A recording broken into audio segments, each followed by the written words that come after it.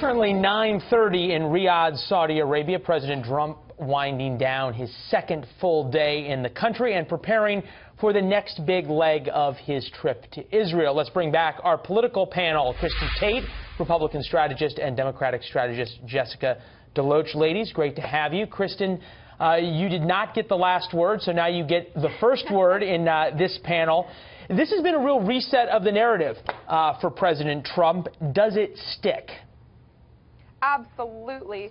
This is going to go a long way towards changing the narrative, and I think most importantly, this speech was a rebuttal on the Obama presidency. In 2009, when he was speaking in Cairo, Obama used apologist rhetoric, and he made no effort to call on the Muslim community to take the lead in the fight against radical Islamic terror. Trump was able to do that while still remaining respectful to Islam. He also stuck to his America First theme. You know, he said as President of the United States, he puts the safety and security of his own people first. And I think it's also important to note that the final words of his speech were "God bless the United States of America." In 2009 in Cairo, Obama's closing statements included a quote from the Quran. I mean, that is really a great way to encapsulate the differences between these two men. Jessica, you have a problem with the difference, or are you okay with it so far? Well, I would like to think that all of this is about far more than just some competition between the current president and our previous president. I think that what's at stake here is peace.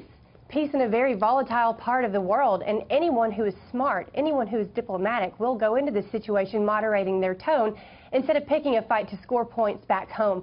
Because at the end of the day, your progress will be shown as you build a coalition that can handle the challenges that this area faces. By going in and throwing around inflammatory rhetoric, all you're doing is ensuring that people won't want to work with you because you are providing ISIS and Al-Qaeda with all the propaganda they need to say that the United States wants the demise of their people. That is why you have to moderate your tone. Kristen, is there a potential problem here for the president with expectations? He's set them awfully high in terms of an ultimate deal between the Israelis and Palestinians. He's really doubled down here on the Saudis being honest partners, on the Qataris who, shall we say, have their own issues with supporting not only radical clerics but terror groups themselves. He's placed his bet squarely on the good words of a lot of folks in the Middle East. Do you think that's a good bet?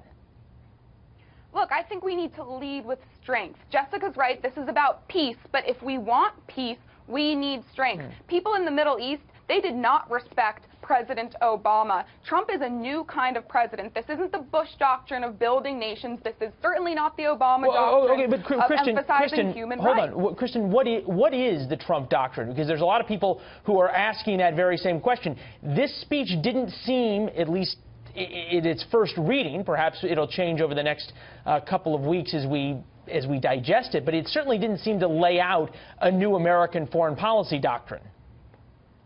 Oh, I think the speech was extremely strong and very clear. Again, he did a great job of making a distinction between evil and good, and I think more importantly, calling on the folks in the Middle East, calling on the Muslim community to take the lead in the fight against evil instead of waiting for the United States to do it for them. This is all about America First, Leland, and this is why Trump supporters were very happy with this speech. I think it exceeded their expectations. All right. Well, Kristen, you got the last word this time. Jessica got it the time before. Ladies, thank you as always. We'll talk to you soon. Thanks, Leland. All right, Liz.